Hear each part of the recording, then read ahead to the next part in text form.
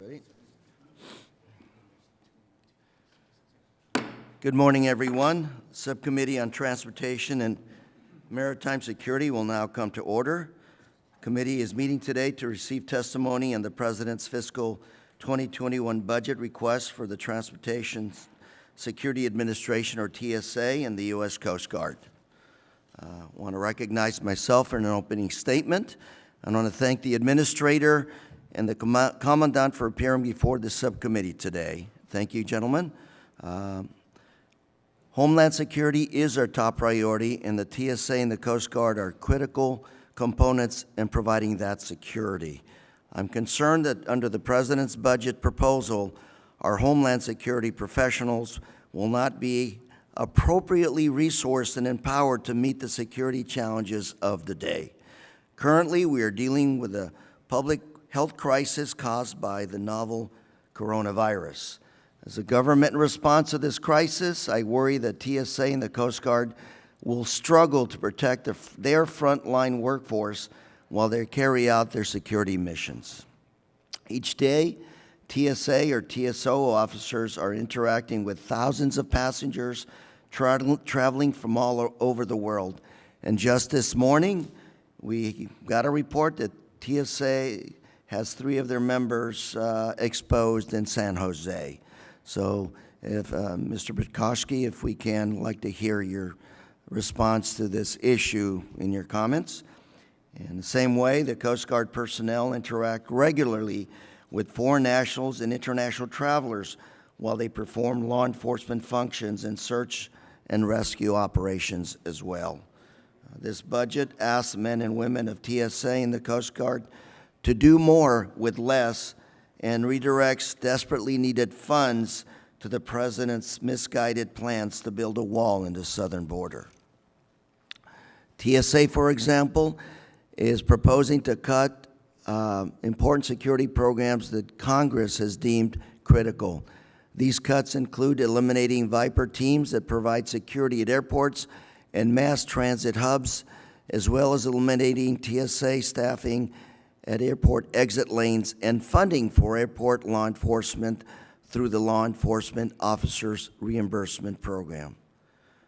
The administration is proposing a hiring freeze of 1,100 full-time employees, a cap that maybe now makes sense in light of the unexpected downturn in travel that has developed over the last few days.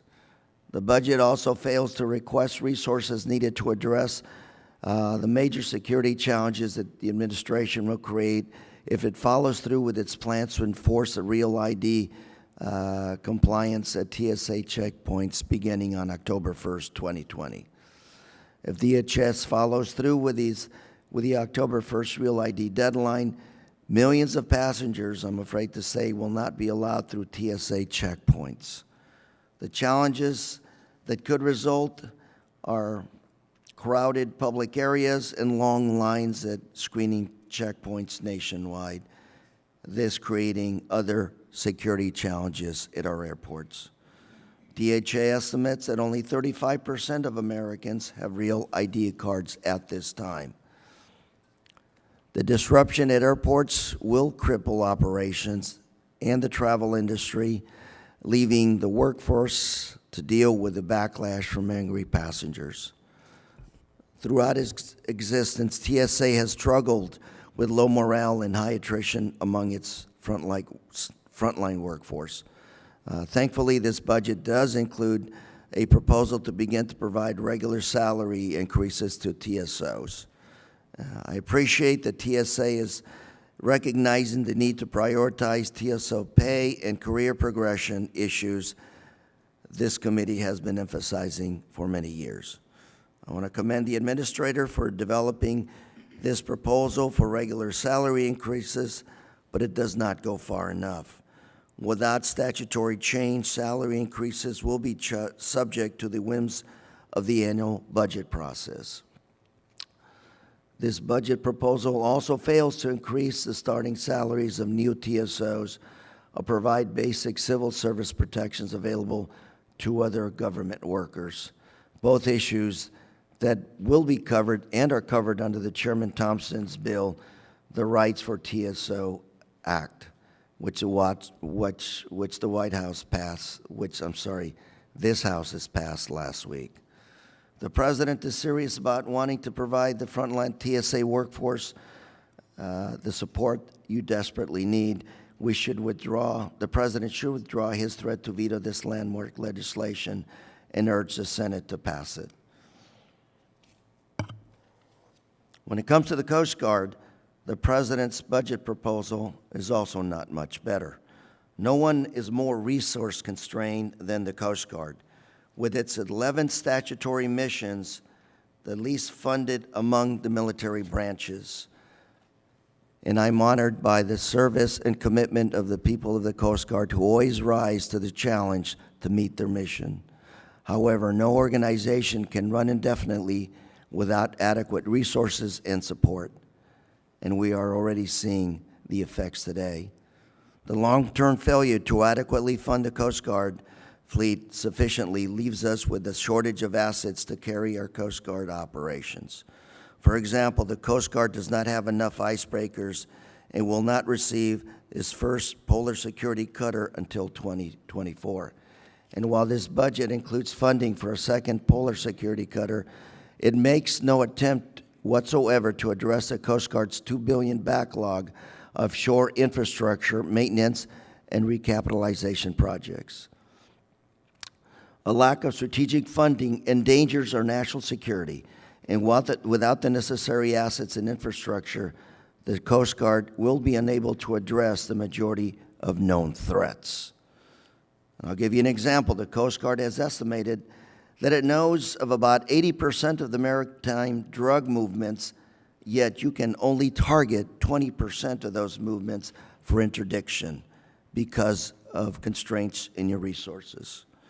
Despite these constraints, the Coast Guard continues to lead all federal agencies in seizing more cocaine than all these other federal agencies combined.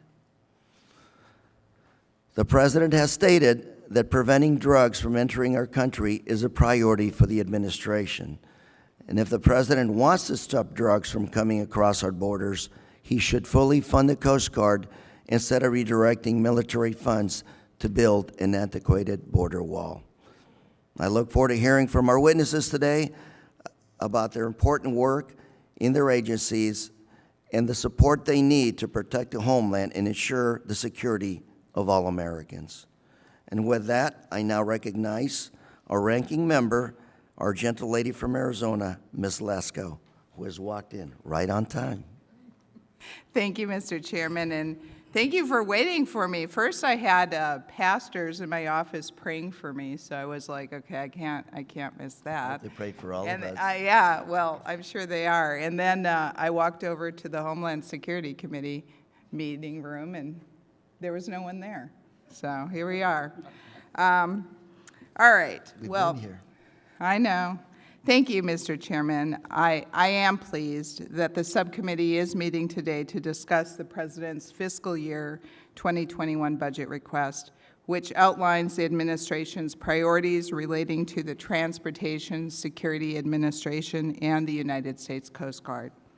As authorizers, it is incumbent upon the subcommittee to examine the President's request, and I look forward to hearing from Admiral Schultz and Administrator Pekoski on how the proposed 2021 budget supports their respective agencies' homeland security missions.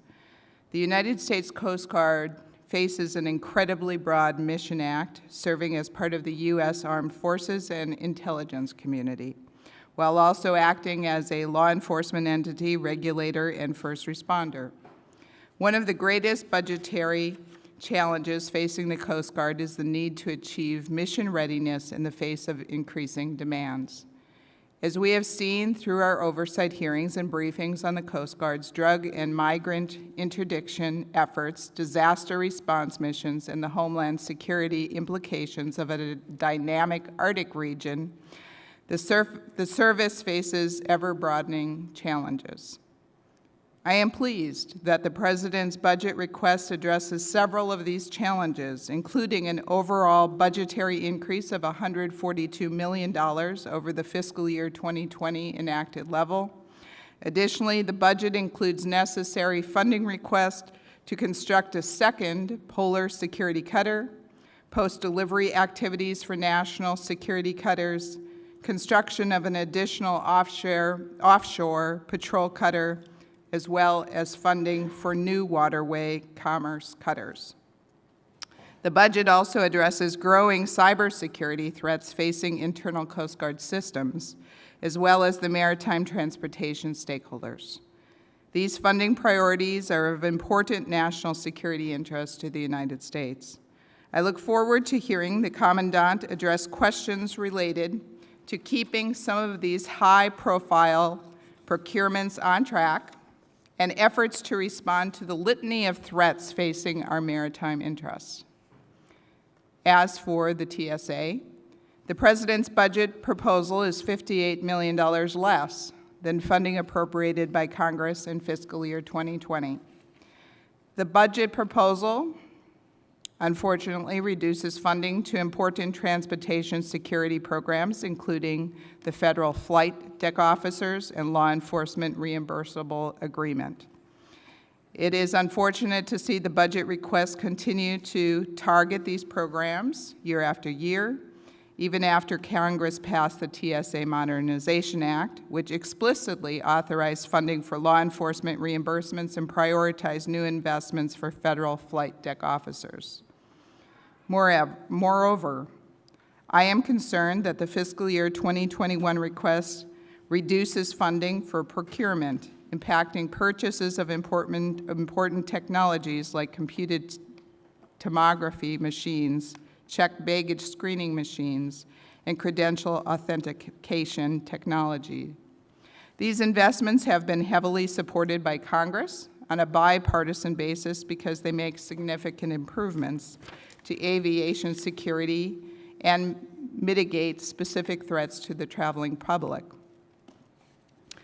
Lastly, I hope to hear from Administrator Pekoski on how TSA is prepared for the upcoming enforcement of the Real ID requirements at airport checkpoints and how TSA can support travelers once the October 1st deadline arrives. Both the Coast Guard and TSA sit on the front lines of protecting the free movement of people and goods and driving a strong American economy. I thank both of our witnesses, and I truly do, for all of your hard work, for appearing before the subcommittee today, and I look forward to hearing your testimony. Thank you, and Mr. Chair, I yield back. Thank you, Ms. Lesko. Other members of the committee are reminded that under the rules of the committee, opening statements may be submitted for the record. And I want to welcome our first panel of witnesses. And without objection, the witnesses' full statements will be inserted into the record. Our first witness, Mr. David Pekoski, has served as the 7th administrator of the TSA since August 2017. Before joining TSA, Administrator Pekoski most notably served as the 26th Vice Commandant of the U.S. Coast Guard. And as the Vice Commandant, Mr. Pekoski was second in command, also serving as the Chief Operating Officer and Component Acquisition Executive of the U.S. Coast Guard. Mr. Pekoski, welcome. You can summarize your statements in 5 minutes. Thank you. Thank you, Mr. Chairman. Chairman Correa, Ranking Member Lesko, and distinguished members of this subcommittee. Thank you for the opportunity to appear before you this morning to discuss the President's fiscal year 2021 budget request for TSA. I thank all of you and your staffs for your longstanding strong support of aviation and surface transportation security. It is a distinct privilege for me to lead the 64,000 men and women who perform our critical mission with excellence each and every day. This includes our screening workforce, the largest and most visible part of TSA, as well as others on the front line, to include our federal air marshals, our K-9 teams, our inspectors, both domestic and international, air and surface, our vetting staffs, and my representatives at embassies around the world. They are all enabled by outstanding support, policy, and legal staff throughout the agency. The President's request provides important new support to our screening workforce. This includes, for the first time ever, funding for service or longevity pay. The budget provides for annual increases of up to 2% to recognize experience and years of service. It also includes the next phase of incentives to encourage and recognize career progression by providing a 3% pay raise for those officers who acquire advanced alarm resolution skills. I ask for your support of these critical pay initiatives for our transportation security officers. It is very important that we continue to refresh the technology at our screening checkpoints in the nearly 440 federalized airports across the country. We need to put the best technology in the hands of our outstanding people. Thank you for your support of two key ongoing programs. This budget continues investment in the deployment of CT and credential authentication technology at the checkpoint. We are in the process of fielding the initial 300 machines funded by Congress with computed tomography technology. This represents a significant improvement in our ability to detect prohibited items and carry-on baggage and eliminates the requirement for passengers to remove electronics from their bags. As many of you have witnessed, it provides greatly improved imaging for our officers. This will have a significant positive impact on checkpoint effectiveness. The Fiscal 21 request continues the CT program as we work towards the next contract that will include integrated automated screening lanes. The credential authentication technology improves our ability to validate the authenticity of driver's licenses, passports, and other forms of acceptable ID presented by passengers. In addition, it provides near real-time data from our secure flight system that will ensure passengers receive the appropriate level of screening. This CAT technology is better and faster than the manual validation it replaces, and it complements the enforcement of the Real ID Act pertaining to air travel that is scheduled to begin on October 1st of 2020, just under 7 months from now. Real ID is critical for security, improving the reliability and accuracy of state-issued driver's licenses. This prevents and deters terrorists' ability to use fraudulent documents. Thank you for your support of both of these critical acquisitions. Once complete, our checkpoints will be much more effective and efficient, and our officers will have better tools to screen passengers.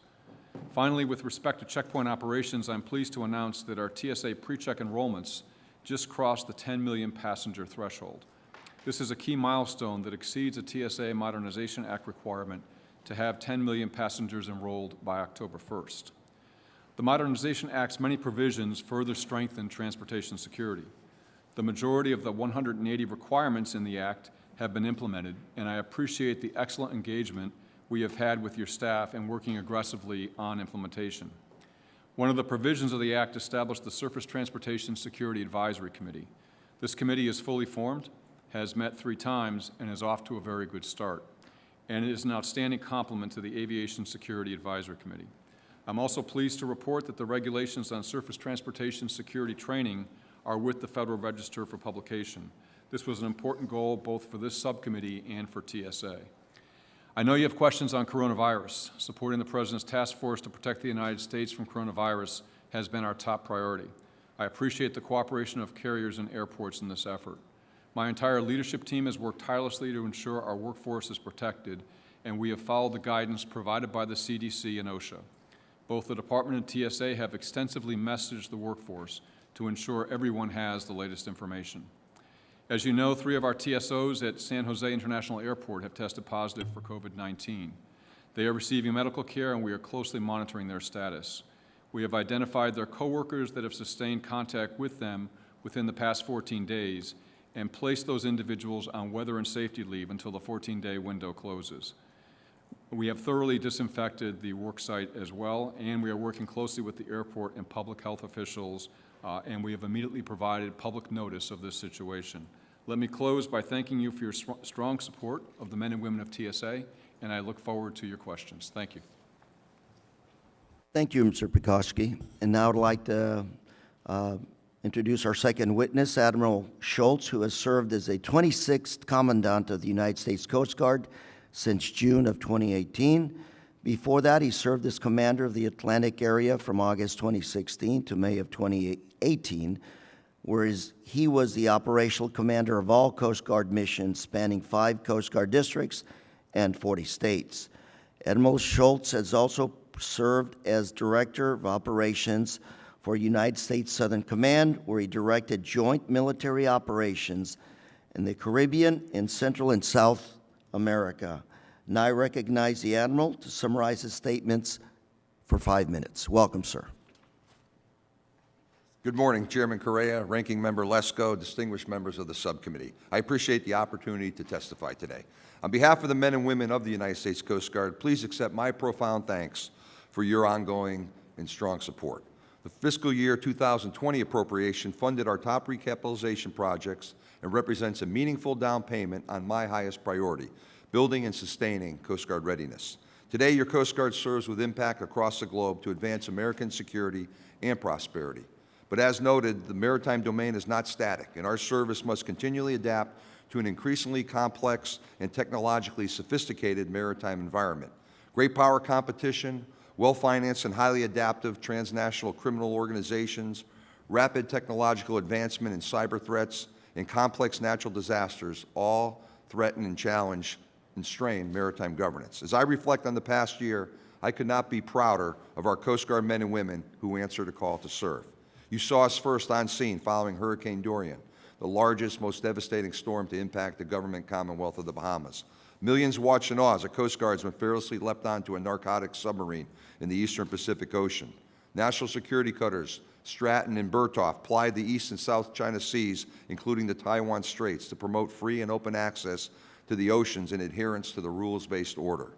Coast Guard service members rescued 24 trapped crew members from the overturned motor vessel Golden Ray, including 4 confined for more than 30 hours in engine room spaces exceeding 130 degrees Fahrenheit.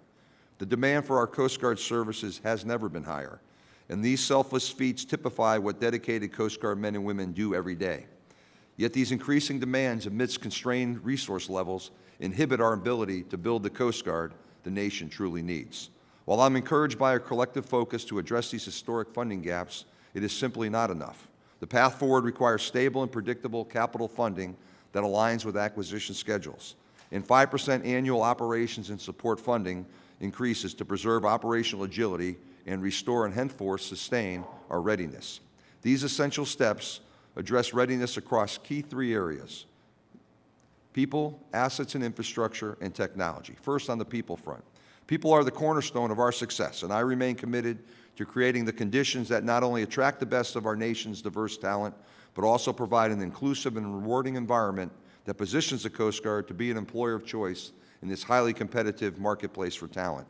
Building on the 20 budget, the 21 requests includes funding to expand diversity and inclusion initiatives, modernize our antiquated training system, and continue our transition to electronic health records. On the assets and infrastructure front, similarly, continued efforts to recapitalize the Coast Guard's aging fleet of vessels, aircraft, and shore infrastructure is absolutely essential. Our sole operational heavy icebreaker, the 44-year-old Polar Star, deployed to Antarctica this winter once again to break out McMurdo Station. I recently had the opportunity to visit with the crew in the ship. I'm incredibly proud of the efforts of the men and women who sail aboard Polar Star, but I remain concerned that we are only one major engineering casualty away from being a nation without any heavy icebreaking capability. The good news is that both the administration and the Congress have duly recognized the burden on our Polar Star shipmates, and that's why I am grateful for your continued support to fund the first Polar Security Cutter, and as noted by the Chairman, there's money in this budget for the second Polar Security Cutter. We need to keep our foot on the accelerator there. With your support, we're also making significant progress on our offshore patrol cutter program, and I'm pleased to announce the keel laying on the first ship in the class, the Argus, will be held next month in Florida. These cutters remain my highest acquisition priority, and continued progress is vital to replacing our fleet of medium endurance cutters, some that are more than a half-century old. In addition, the 21 funding request includes help to address a portion of our $2 billion capital infrastructure backlog, and also allows us to continue pressing forward on key initiatives like small unmanned aerial systems that have really proven game-changing on our national security cutters. On the technology front, to build and sustain the Coast Guard the nation needs, technological competence is critical. Yet years of constrained budgets have brought our IT systems to the brink of failure. This 21 request includes long overdue initial investments to begin replacing our failing IT infrastructure and to improve underway connectivity essential to our sailors be able to do their work at sea. Downgraded IT readiness puts lives at risk, and we are embarking upon a whole-of-service effort to ensure our people are supported by reliable, mobile, and integrated information systems. These are meaningful first steps, and I'm truly grateful. In closing, I'm honored to be here today. I appreciate the opportunity to advocate for the men and women of the Coast Guard. Your continued support is absolutely essential to building the Coast Guard our nation needs and for our folks to live up to the motto we hold, Semper Paratus, always ready. I thank you for the opportunity. I look forward to your questions.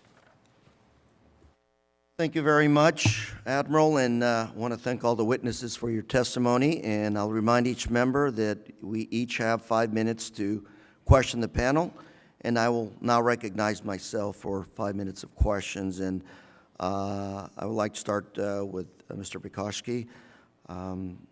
Mentioned earlier, 3 officers in San Jose were identified as testing positive. Yes, sir. 3 officers identified as testing positive, and we had yesterday received the confirmed test results, so we were certain that they were positive for COVID-19. What we did, and none of these officers was at the workplace. Clearly, they were with medical care. All 3 officers, the last time they were at the airport for the first officer was the 29th of February, the second officer the 2nd of March, and the third officer the 21st of February. And so we look very carefully at that 14-day window where the disease is transmissible. What we did as soon as we knew we had 3 cases, we did what we call contract tracing with everybody else that works at the airport. So you're attempting to identify passengers that may have interacted with those officers? We do not attempt to identify passengers, sir. We first try to identify the members of our workforce who would have interacted with those officers, because we send those members, if it's been within that 14-day window, we send those members on weather and safety leave. So we send them home so that we can contain the virus to the folks that How many already might have TSO officers are quarantined right now? We have under 100 quarantined right now, and it's really not quarantine, sir. They're at home with instructions to limit their visits to stores and large public gatherings. What would happen if all TSO officers at one location need to be quarantined? If all needed to be quarantined, I don't think that is likely, although it's certainly possible. We have a national deployment force. Just want to reassure the public that we're on top of this and that we're doing what we need to do to protect the workers as well as the public. Yes, sir. And ensuring the safety of my workforce is my top priority. And what you will always see TSA do, I think we have a very good history of doing this, is when there's an issue, we publicly release the information on the issue. So the public is advised of the situation that we have and really what we're doing to address it. You know, when somebody is touched by coronavirus, we want to make sure that a worker doesn't have to choose between paying for their health care, paying for their deductible, so to speak, for being taken care of, and also having to choose between paying their bills and coming to work. So last year, TSA stopped paying full-time share of health insurance premiums to part-time TSO workers. So if a part-time TSO worker is infected, are they going to come into work or not? Well, if anybody's infected, our guidance is not to come into work, to seek medical care with their own physician. With respect to the medical coverage, I want to make sure that costs, paying for their health is not an issue. So would you today commit to restoring the full-time federal share of health insurance premiums for some of these, for the employees? So we made a decision last year, consistent with practice throughout government and also in the private sector, that if you're a part-time employee, you are not eligible for full-time health care benefits. But what we have done with respect to the economic incentives that you're But given this about, situation right now, if you are infected, it's not a part-time infection, it's you are infected. if you are infected, yes, sir, and there's a course of treatment depending on the It's not severity a of the part-time infection. job anymore, it's your life, your full-time That's life right. that it's affecting you. So Right. that's why I want to make sure that you're committed to restoring full-time federal share of health premiums, even for part-time workers. Sir, I have no intention of restoring health care coverage for part-time workers. I think that was a good decision. We will certainly take care of our employees to the best of our ability, and we provide robust guidance to our entire workforce with respect to how they prevent the disease in the first place. we need to address this issue again, because I want to make sure we give the incentive to our employees to do the right thing, and costs to a part-time employee who may be infected become a decision point when it comes to health care. Mr. Chairman, with respect to cost, I mentioned that for those that were in contact with the officers that confirmed positive on a COVID-19 test, that we sent them on weather and safety leave. That is fully paid leave. It doesn't come out of their sick leave balance. That was intentionally designed so that officers didn't trade off finances for self-reporting. And we think that is very much in the interests of our officers, the entire workforce, and the traveling. I'm running out of time, so let me be respectful to my other colleagues here. But I want to turn to the issue of the Federal Employees Compensation Act, or FECA. Full coverage of related medical treatment and any wage loss, disability related to illness. Would you commit to providing all TSO officers access to FECA? Sir, I'm not familiar with the provisions of that law. I'd have to look at that law to be able to answer the question. Again, I'd be happy my to answer that for goal, the record. and I think our goal in terms of good public policy, is to make sure that employees don't have to choose between paying their bills and coming to work when they know they may be infected. Yes, sir, and we provide every incentive for employees if they, and I have done several videos to the entire workforce on this topic of, if you're not feeling well, don't come to work. That's an excused absence, don't come to work. Thank you very much, and I recognize Ms. Lasko for 5 minutes of questions. Thank you, Mr. Chairman. And first, I want to say thank you to both of you for being here and answering questions, and for your service. I want to compliment the TSA or TSOs. I usually travel between Phoenix and DCA, and I have to tell you, at those airports, they're always very courteous, professional. They do a great job. I think in your testimony you said the budget allows you to do pay increases for TSOs. And can you explain to me a little bit more, since you're not under Title V, which is the government schedule, are you able to pay people more that are doing a good job? Or tell me how this works. Yes, ma'am. We were able to pay people whatever I determine the appropriate level of pay needs to be. And, of course, that's balanced against how much money I have in my accounts to be able to do that. The key issue here with respect to workforce pay is the funding. The authorities, in my opinion, that TSA has are much, much better than the funding, than the authorities, rather, under Title V. With respect to the incentives that are in the budget, for example, we put longevity pay in there, as I mentioned in my opening statement.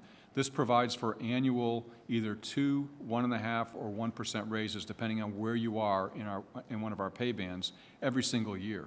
By contrast, in Title V, that is not every single year as you get more senior in the general schedule grades.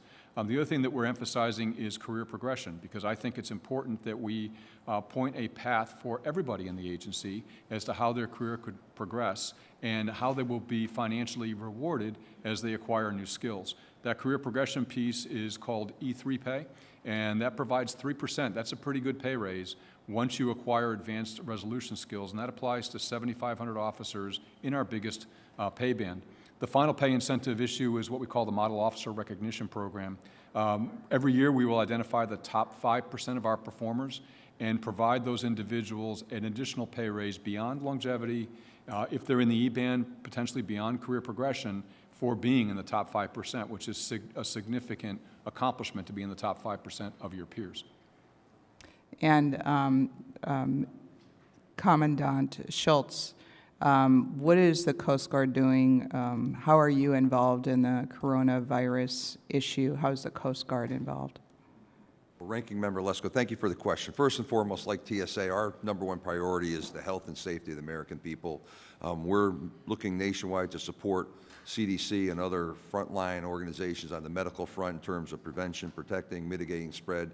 Clearly, maritime traffic on cruise ships have been a very focal area. We were involved, our 11th District Commander, in working with all the port stakeholders as as the Grand Princess was brought into Oakland the other day. So we are providing maritime technical expertise to the Vice President's task force. We're working the issues on the waterfront. And there's many stakeholders, as you both know, from ILWU, union folks, to the port stakeholders. Those cruise ships, typically in San Francisco, for example, tie up over in downtown San Francisco. It took a lot of moving parts that the Coast Guard was involved in. So we'll continue to focus, one, on public safety, two, lend our expertise as a federal maritime agency that tends to be a leadership in many of these spaces, and that's where we've been focusing our efforts, ma'am. Thank you. Yeah, that whole cruise ship thing, I guess I could get a good bargain on a cruise right now if I wanted to. But I don't think I'm going to chance it, quite frankly. On the, Mr. Pekoski, on the budget, there were some declines in the budget over the enacted budget levels for this year. And how do you think that's going to affect, like, I think there was a budget decline on the credential authentication technology, the CAT technology, and I'm all for innovation. I think I've told you this before in technology. I think in the long run that it's really going to improve things, and with this credential authentication technology, I think it will help identify people that maybe we don't want in our country, and maybe it can partner more with agencies like CDC. So I'm a little bit concerned that the funding on some of these things is going down, but maybe you can explain why that's okay. Did we have too much funding before? Are we behind in installing some of this technology? Ranking Member Lesko, the credential authentication technology, you're exactly right. I mean, it's a significant improvement in our capability of the checkpoint. And for me, and I speak for all of my officers when I say this, give me a tool that allows me to do my job better, because everybody wants to do as good a job as they can. The other key part of the credential authentication technology is it's connected to our secure flight system, so you get a live read of what a person's risk status is, and you also have their flight information automatically. So for passengers, we don't even need a boarding pass once this is installed, because we have all that information in front of us. With respect to the extension of time it takes to implement, that is simply budget ceiling. We all operate within budget ceilings, and we have to make some difficult choices as to what speed at which we're going to fund certain acquisition programs. But both the CT and certainly the CAT are critical for us. The other one that's going to be very important, and there's some money in the budget to start the research and development on, is that on-body anomaly detection process. That's the third piece of major technology that we're looking at. Well, and that's good. I think we think the same on employing technology, and you're right. We have to live within our budget, just like our family has to live within our budget. Unfortunately, the federal government doesn't do as good of a job as we do in our families. We're way too much in debt and deficits. So I understand that we have to not always just keep increasing our budget, but it is important. And so I want to thank both of you again for doing the job that you're doing. Your employees are doing great jobs, and thank you. I yield back. Thank you, Ms. Lesko. Now I recognize Ms. Barragan for 5 minutes of questions.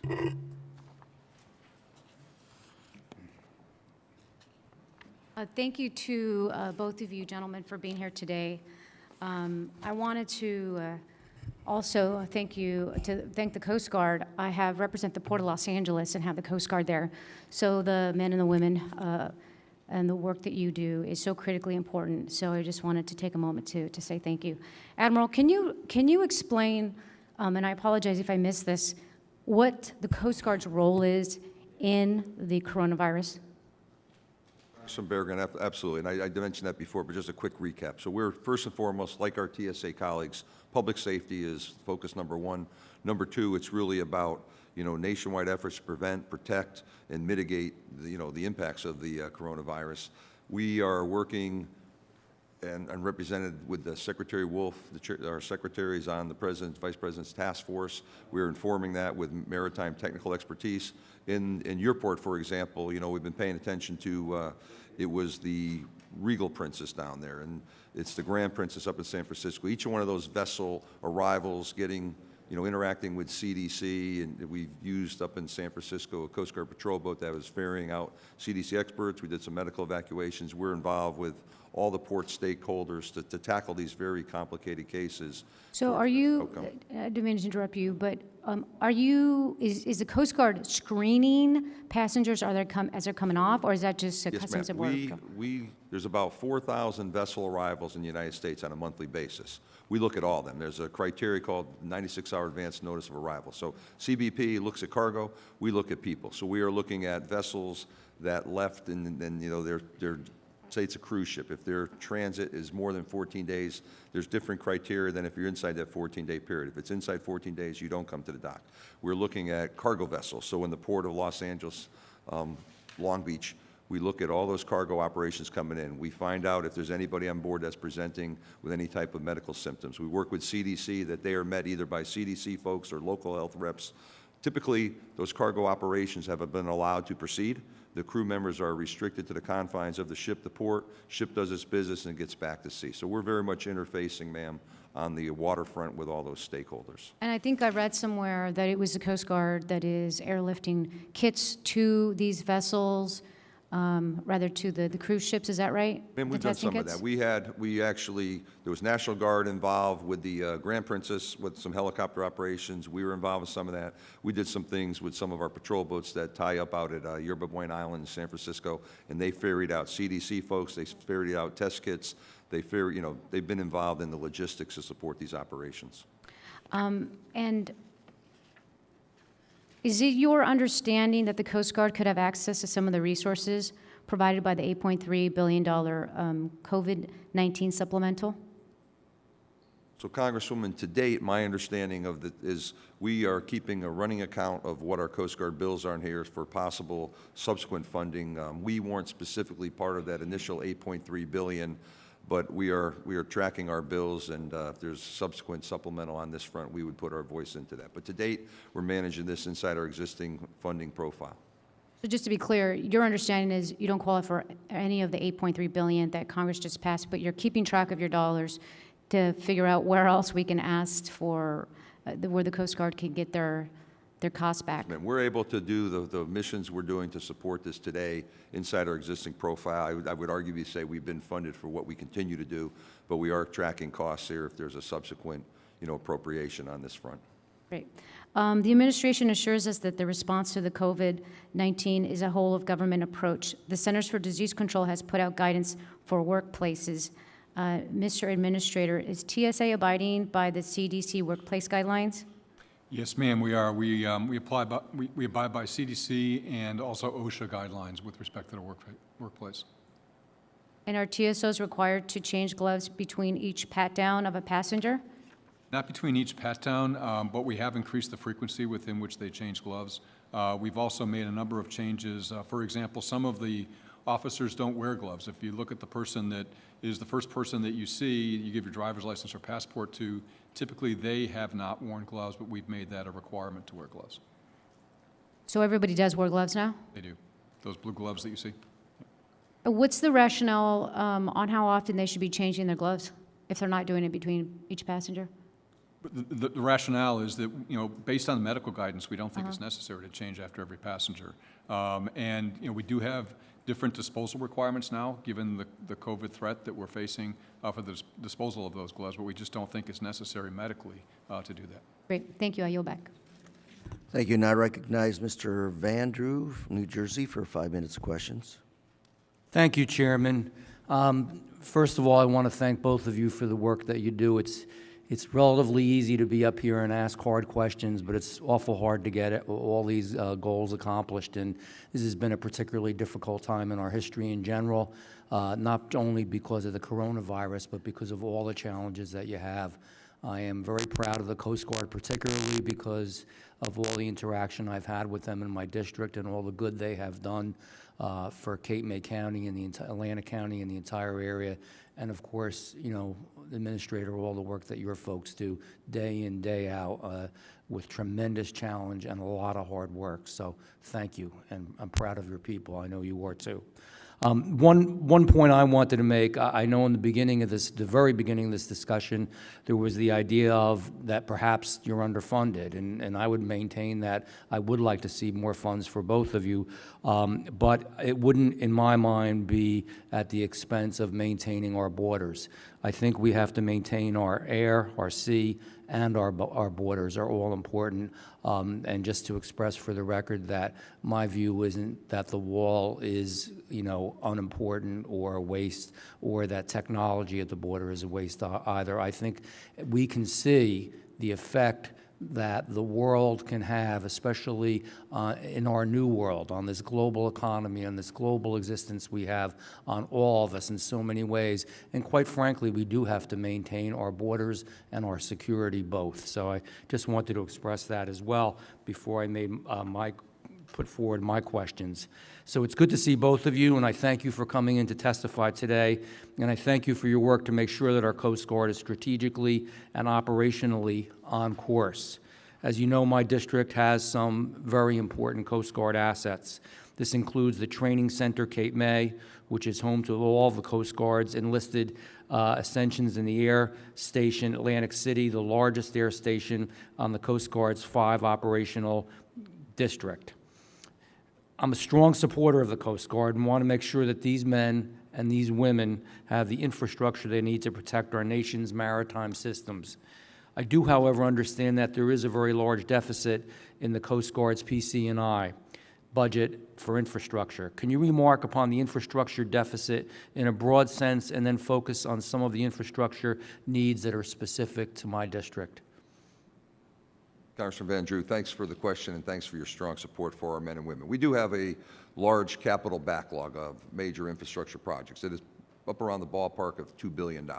So that is something, and if you look at a healthy organization, you sort of benchmark across government, organizations tend to bite into their capital accounts at about 2% a year. We're nowhere close to that. We're, on tenths of a percentage point. So this is a difficult problem today, and it's an increasingly difficult problem unless we start getting after that. From a standpoint of employees in the Coast Guard, it's a competitive disadvantage. Folks want to come to places and see investments in the facilities they work at. Cape May, there is no current 21 projects specifically targeting Cape May. Cape May has been on what we call our unfunded priorities list that we provide to the Congress, and every year, and it shows what would be those next things. We work to a top line in each budget cycle, then those things, if you had a little more space, what would you do? We continue to carry some money, some projects on that list for barracks upgrades and other things at Cape May. So Cape May clearly is a place that warrants some facility, as we did the puts and takes in the 21 budget build. That did not rise to the top. This year in the budget build, we'll get after some facility upgrades. There's what we call major acquisitions, shore money that'll allow us to put those icebreakers up in Seattle. We have to prepare the port there, our base there, to receive those vessels. We're doing the same thing in Charleston. I announced recently that there's 3 more national security going to Charleston. That's going to be another hub of excellence for us. We're hoping that'll be a good place for Coast Guard families looking forward. There's monies here as we do this air capital defense, what we call it in the CRADF mission, National Capital Region Air Defense Mission, the helicopters you see around Washington. We're bouncing those. We're flying those out of Air Station Washington on a temporary facility. We're looking to get into Hangar 14 out there at Andrews. There's funding in the 21 budget for that. So there's some positive progress, I would say, sir, on biting into this shore infrastructure backlog, but it has to be sustained. We've got to continue to do this on a recurring basis every year to really start driving that down. And we won't forget Cape May. We won't forget Cape May, sir. All right. Last year, there was a budget request submitted by the Coast Guard for barracks renovations at the training center in Cape May. These renovations would modernize the barracks and ensure that both male and female Coast Guard trainees are accommodated. I'd like to advocate for this project's inclusion, authorization, and funding so that our Coast Guard men and women start their careers with the facilities and the resources that they need. I would appreciate, Commandant, if you could look into this important project and get back to me on its status as well. And finally, just to say that again, how proud I am of both of you and the people that work for you. And one of the harshest things I remember, just real briefly, that I would love to see change, and I know I have legislation, when, God forbid, we ever have a government shutdown again, which I hope we never do. I don't think any of us on either side of the aisle want to see it. But when the Coast Guard didn't get paid because they weren't part of DOD, those men and women literally did suffer. And as you know, we had fundraisers and we helped them in many ways, but that's no way to take care of them. They should just receive the income that they deserve. Congressman, I appreciate that point. That was difficult on our folks. We continue to try to inform that, find some type of a, parallel legislative construct to pay our military, maybe pay our Coast Guard Act. That's proven challenging, but we continue to try to support that. All from the military service. should be paid. Service, sir, on Cape May, I absolutely share your concern. That is the first impression that men and women that join our ranks, our enlisted workforce, see about the Coast Guard. So their position, their view of our service is informed by that experience. So I would like to better that at the first opportunity we can. Certainly Thank you. share that vision. Thank you, Chairman. Thank you, Mr. Van Drew. Mr. Bishop, recognized for 5 minutes of questions. Thank you, Mr. Chairman. Thank you, gentlemen, for your testimony and your answers to questions. Administrator Pekoski, the Registered Traveler Program is, in my view, the perfect example of a successful public-private partnership helping to drive innovation, technology, and security to the checkpoint at zero cost to the taxpayer. What is TSA doing to support the Registered Traveler Program as it continues to expand to more users and airports? So thanks for the question. We've worked with the Registered Traveler Provider for many, many years, a very successful partnership between the two of us. I meet regularly with the CEO and the president of that company, so it's been a successful program. The only thing I would say is that there is a distinction between a Registered Traveler Program and a Trusted Traveler Program. A Trusted Traveler Program is a program where the government conducts a background vetting of applicants, where in a Registered Traveler Program that is not the case. But nonetheless, the Registered Traveler Program has been very valuable in verifying the identity of passengers as they present themselves. You were answering Member Lesko's questions about the credential authentication technology program. As that rolls out, what are its implications for the continuation of the Registered Traveler Program? Yeah, yes, sir. That's a great question, and we've been working very closely with our Registered Traveler Provider to make that as seamless as possible, because neither of us feel that we need to revalidate the identity, because the Registered Traveler Program does that very, very well. It's just making sure that the identity verification is transmitted to our travel document checker, and that way we can look at the risk status and make sure the passenger is in the right screening profile. We've got a number of examples of how that might work, and we continue to work closely together to explore those. Are your efforts devoted to continuing to making it practicable to use the Registered Traveler Program, notwithstanding the... No, sir. I think they can both exist together, and that's really both of our goals, is to see us through that point, because the Registered Traveler Program has a very good identity verification process that is quick, and we'd like to see that continue. Thank you, sir. Commandant Schultz, I was pleased to see, after learning a good bit about it in a prior hearing, that the President prioritized U.S. Arctic interests by including $555 million for construction of a second polar security cutter. You made reference to that. Is one additional heavy icebreaker enough to counter Russia and China in the region? Congressman, thanks for, the Congress's support for the icebreaker program and your interest here. Absolutely not. The program of record here is the first Polish security cutter, which we awarded a contract last April, when we're finishing up detailed design work this year, start cutting steel in calendar year 21, hopefully to have that ship delivered 24, possibly a little sooner with some incentives. The money in this year's budget, as you noted, sir, is full production for the second Polish security cutter. The program of record is up to 3, so an option for a second and third ship. We absolutely, sir, got to build to that third ship. I think there's a conversation beyond the 3 Polish security cutters. We're looking at requirements for what a medium breaker might look like.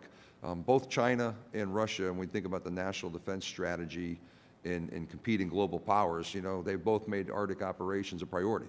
One is a legitimate Arctic nation here with a long Arctic coast and the northern sea route. President Putin sees that as essentially a toll road. 25% of his GDP is driven from Arctic operations today, and the ship from Shanghai that goes through the Suez Canal can knock off 2 weeks if they go across through the Bering and across Russia. So that is very much in the Russian calculus as they sort of reemerge or try to reemerge. For the Chinese, they're interested in the energy up in the Arctic. There's a third of the untapped natural gas, 13% of petroleum products on the ocean floor, $1 trillion of, minerals, or zinc, lead, palladium, gold.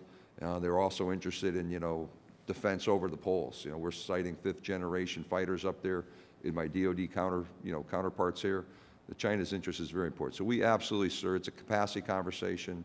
The good news is we're acting on it with this Polar Security Cutter program. Recall in those earlier hearings that there was some suggestion of the need for more thorough development of the Coast Guard's long-term strategy in the region. Can you sort of comment on the continuing efforts to complete that? And you may have to some degree with your last answer. Sir, I rolled out an Arctic strategy refresh in the spring ahead of the award of the contract last year. There's a couple lines of effort. While we're waiting for this first Polar Security Cutter to come to the waterfront, we need to look at communications. Very limited communications in the Arctic today. So we are looking at, partnering with industry, looking at our defense partners, U.S. Northcom, NORAD, General Shaughnessy. We're talking about what might be practical in terms of some type of lower satellite, a payload on there that can enhance communications. The Healy, our medium breaker, operated last year above the Arctic Circle for about 3 months. About 30, 45 days they had very limited connectivity. Other than a satellite position report, they couldn't do ship's business. That has to improve, sir. Domain awareness, it is a vast area. Even if you had 3 Polar Security Cutters operating up there at the same time, which wouldn't be our operating profile, we still have the Antarctic missions, there is still a huge amount of area. So we've got to use technology to enhance our understanding of the Arctic domain, sir. Thank you, gentlemen. Thank you very much, Admiral Schultz. I yield back. Thank you. What I'd like to do is go through a second round of questions if I can, and I'll start out with Administrator Pekoski. Following up on a question I asked about paying full share of health insurance premiums for part-time TSO officers and the issue of the full coverage of related medical treatment and wage loss under the Federal Employee Compensation Act. These are budgetary decisions, I presume, you're making. You were paying for their full share last year, at least for health insurance premiums, and now you cut those back. I can't think of anybody right now in this country that is more of a front-line, thin blue line kind of a defense than your TSO officers. We talk about a border wall, but if you think about where people are coming from all over the world, who is interacting with international travelers, it's your officers. They're the ones that are really in the front line. We have part-timers, full-timers, different benefits, different health benefits, yet they're the ones that are really interacting right now with people from all over the world. We just approved the administration $8.3 billion to address this health crisis. Have you asked for any resources there to be shifted to your department so that we can be better prepared to address this country's needs? Yes, sir. A couple comments. Well, first, with respect to the part-time workforce, we have a concerted effort to reduce the percentage of part-time employees as compared to full-time employees. As we should, yes. Yes, as we should. And so I just would, really want us to be cognizant of that fact. We're trying to get to 80-20 and then eventually 90-10. So you do believe that we need to professionalize those TSO officers and make sure that the best of the best, given that not only are they now dealing with coronavirus, they were dealing with Zika, Ebola before. They're trying to make sure that nothing gets through those checkpoints. They can bring down one of our planes. So we have to have the best of the best. So we agree on that, full-time professional workforce. Yes, sir, we do, and the budget reflects investment in our workforce, and I think what you have seen and your colleagues have seen is that's where my focus is on the front line of the agency, making sure that we do everything we can to support them as best we can. Because you're right, I mean, they're individuals that see on average 2.6 million passengers every single day in this country, so it's a significant responsibility, and they do, in my view, an excellent job. So would it not be a good idea then to restore a full share of health benefits to payment of premiums of health benefits to part-time workers? Sir, I think it's important that we treat part-time employees in government like we treat part-time employees in the private sector. And the benefits Except that packages. these are not private sector employees. These part-time workers are really doing the same thing as the full-time workers, which are interacting with passengers, making sure nothing gets on those planes.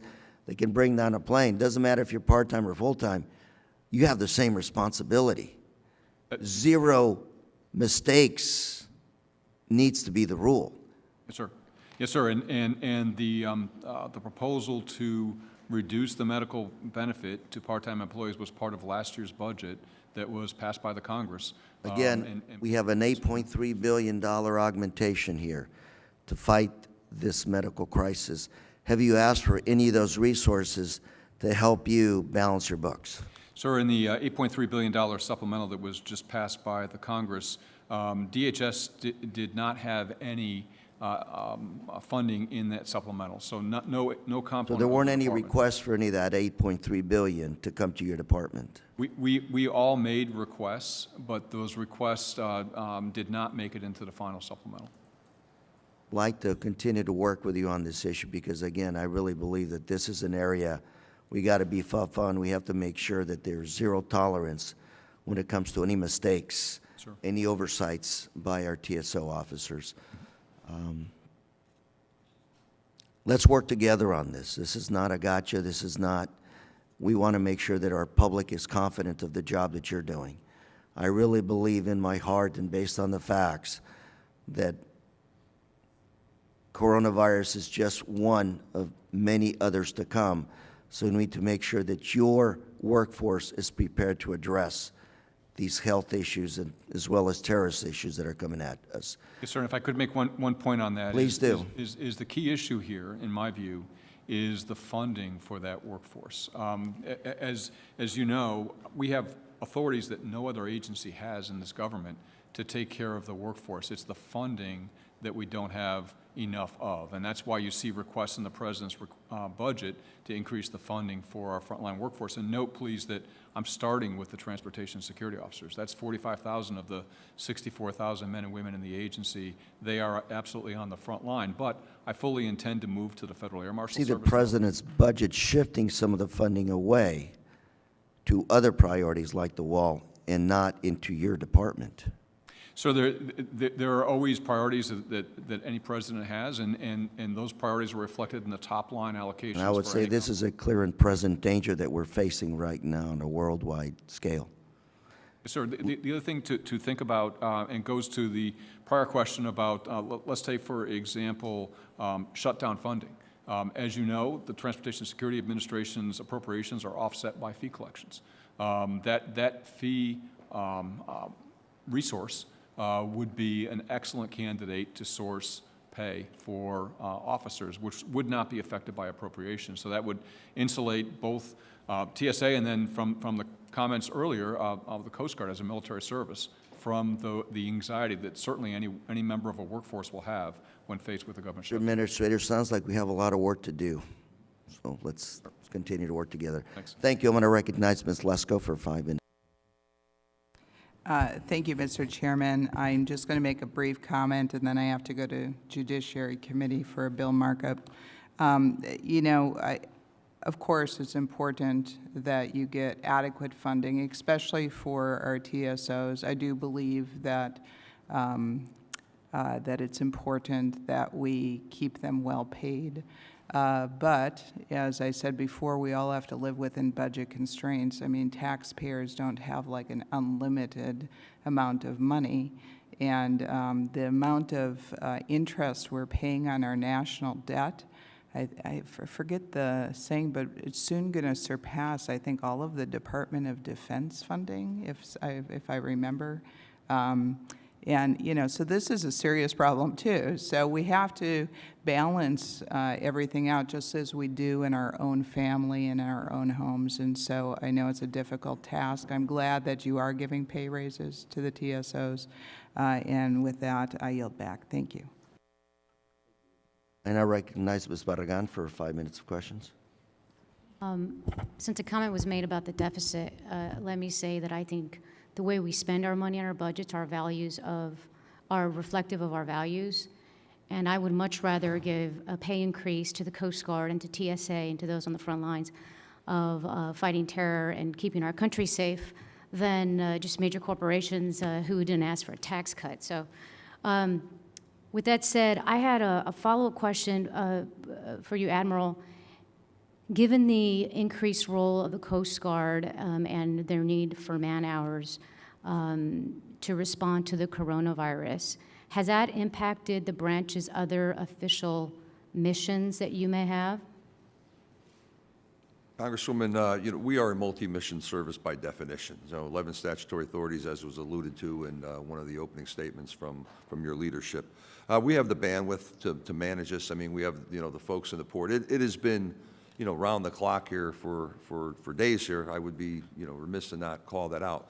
But currently, ma'am, I think we can manage our other mission areas. This is in the regulatory role with the cruise industry. We still, our law enforcement missions, our rescue missions, our, enhancing economic prosperity in America's waterways, aids navigation, that continues. We're, an organization of almost 42,000 uniformed men and women. So this is front and center. It is very relevant and critically important to the American public. It has our top priority, and we're, informing the decision makers in government with best military, maritime expertise. But we have the bandwidth, ma'am, to continue our other missions. And do you believe the Coast Guard has the proper and sufficient supplies of protective equipment for your men and women who are on the front lines of the coronavirus? So like the TSA administrator, when this crisis, this COVID-19 situation started, the first thing we took was stock of our personal protective equipment, PPE we call it, for our men and women. Our men and women interface on the water.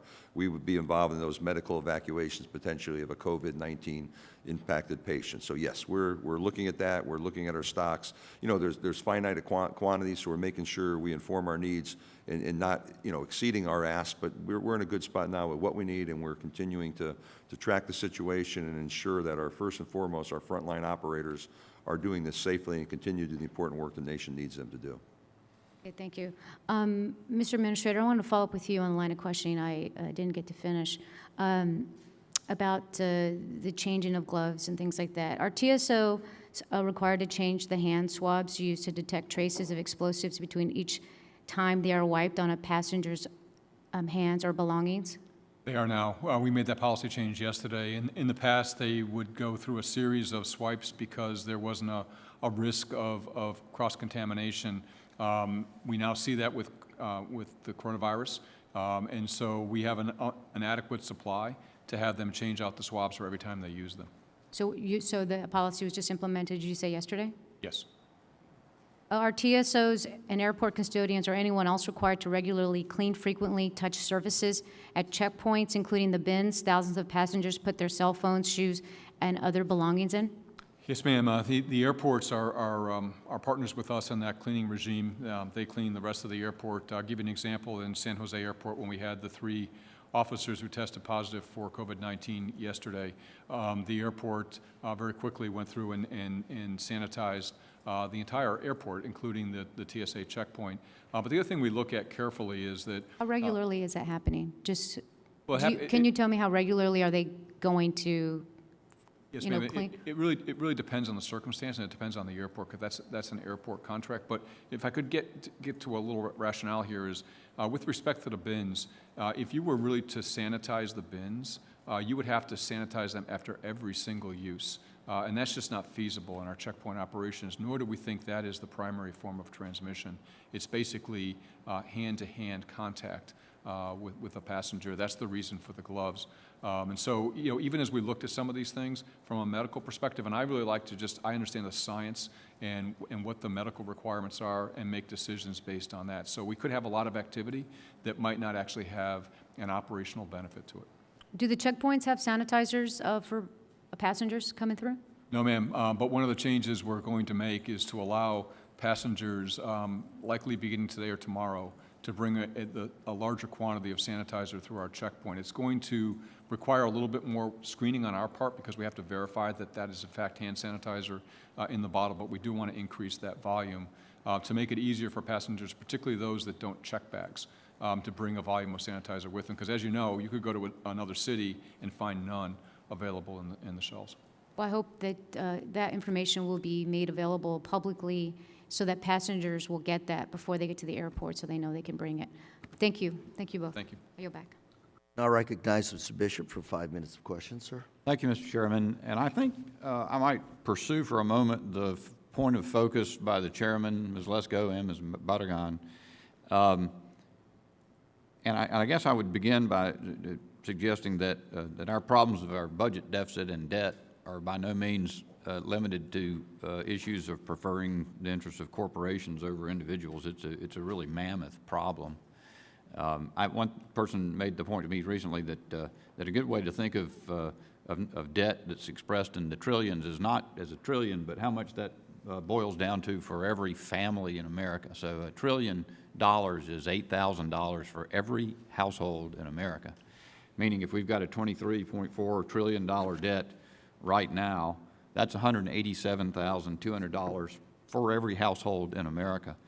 And if you consider that two of our essential programs, Medicare and Social Security, are anticipated to run over the next 30 years at a $103 trillion deficit, that's something in excess of $800,000 for every household in America. It's a striking figure if you begin to realize how big our challenge is there. So I certainly think we do have to be being mindful of budget efficiencies. I actually also think it makes sense to attempt to follow the private market in terms of determining public pay. So I think our TSOs need to be paid better, but in terms of health insurance, I would agree that it ought to follow practice in the private market. Let me ask you this, though, because I understood that perhaps the chairman's questions were focused in part on the notion of whether our current situation with coronavirus changes the calculus in terms of whether there ought to be provision of full insurance coverage for part-time workers. By the way, I also think it's a good idea to follow your policy priority of moving toward full-time employment, so I would not discourage that at all. But this is a question I just don't know the answer to because I have more experience in state government and state law, but are TSOs cover within the coverage of a workers' compensation program? Yes, sir, I believe they are, and you know, we will do everything we can to support our TSOs, particularly those that come back positive with a COVID test, or those that have had contact with someone who has, to make sure that they have all the information they need and the support from us. Because, you know, this is, and just like in my experience in the Coast Guard, this is very much everybody supports everybody else. Everybody is in it together to get the mission accomplished. I would like to make another point, though, sir, because you raised a really good issue.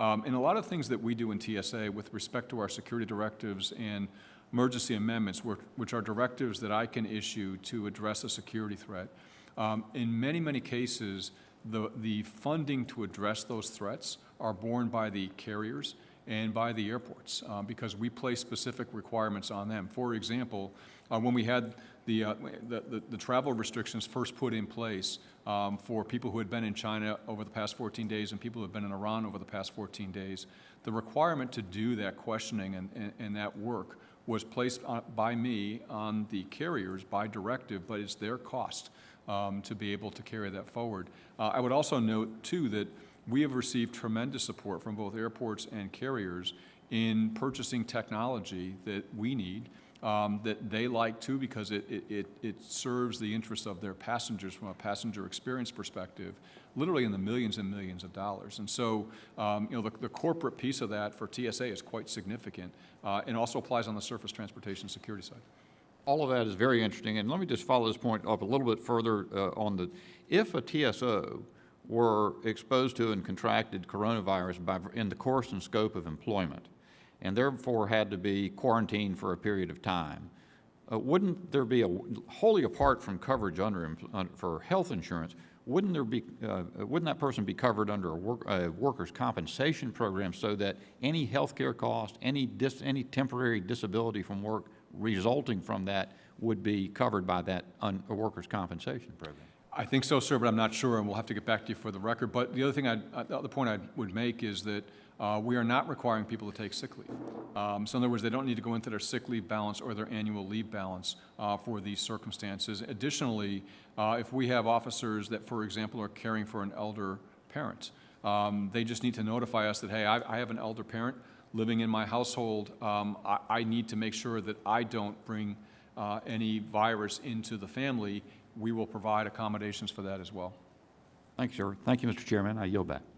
Thank you. I want to take a moment to go through a third set of questions, if I may.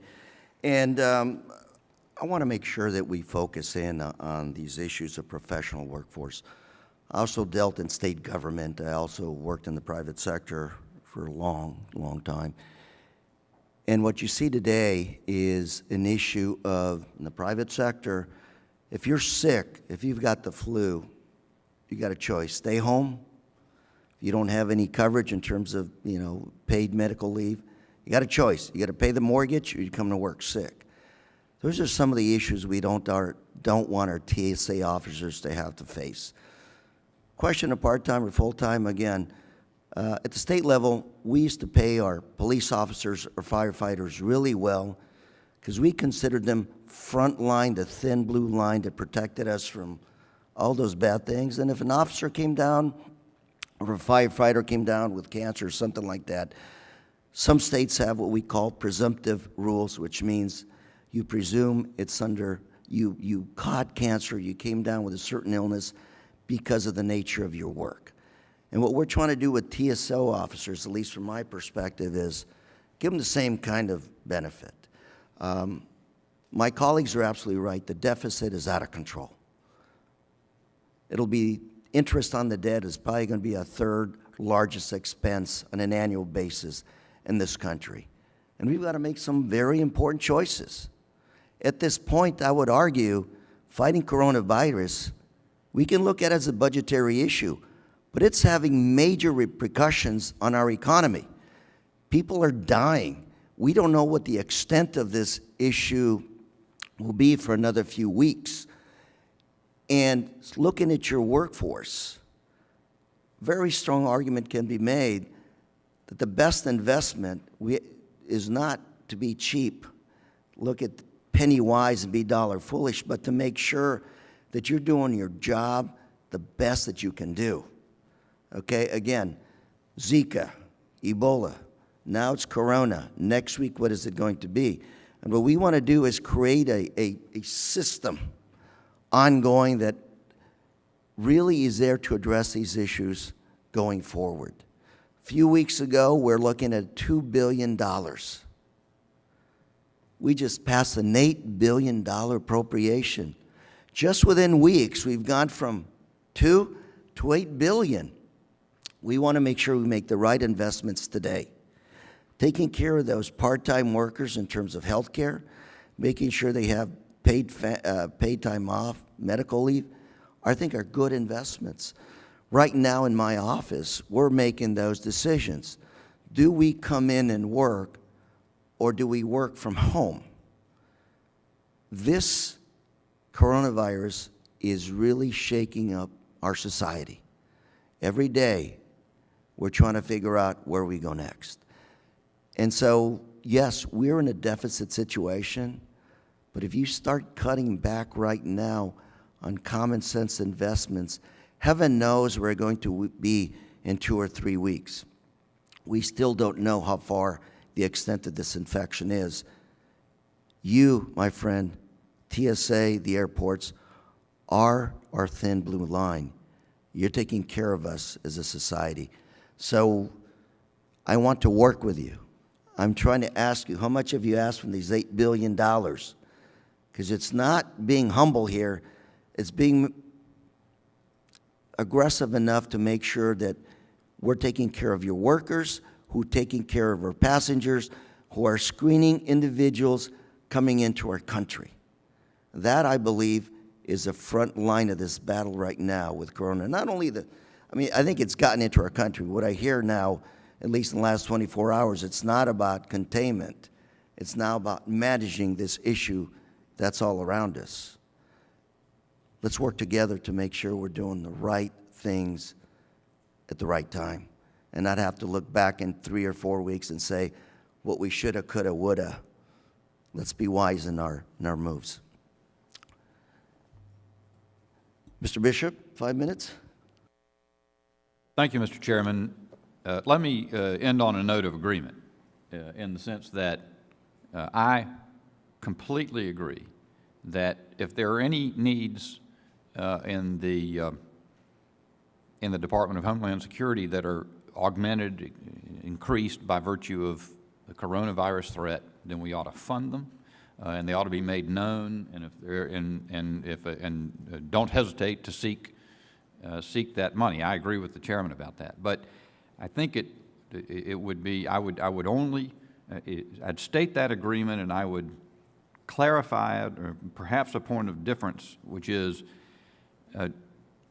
don't use the crisis as an opportunity to achieve other policy objectives that aren't generated or exacerbated by the crisis. And in fact, that takes some discipline. I've had occasion to say, as I was in a subcommittee hearing in small business the other day, that it's interesting. I believe that we have dual responsibilities as policymakers. We have the responsibility not to underreact, and we also have the responsibility not to overreact. Both decisions could have negative implications for the country. They certainly have negative implications for budgetary concerns, and frankly, whichever way you turn on that, you can cost people's very lives, whether you underreact or overreact. And so I certainly do support the idea that our TSOs are frontline employees, much like police officers and firefighters. But it's not the case that the only folks who are putting themselves on the line to respond to this crisis are in the public sector.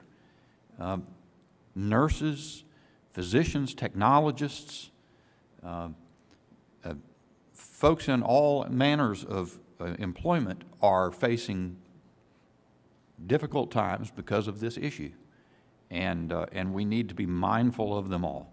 So it's thanks for the opportunity, Mr. Chairman, to say that.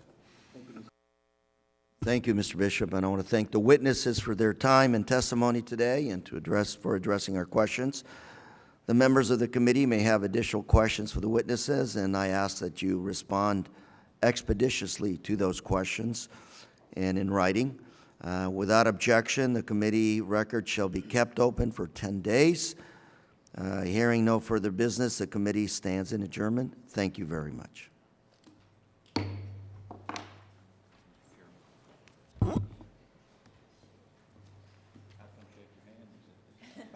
I'm still shaking hands. Out of an abundance of caution.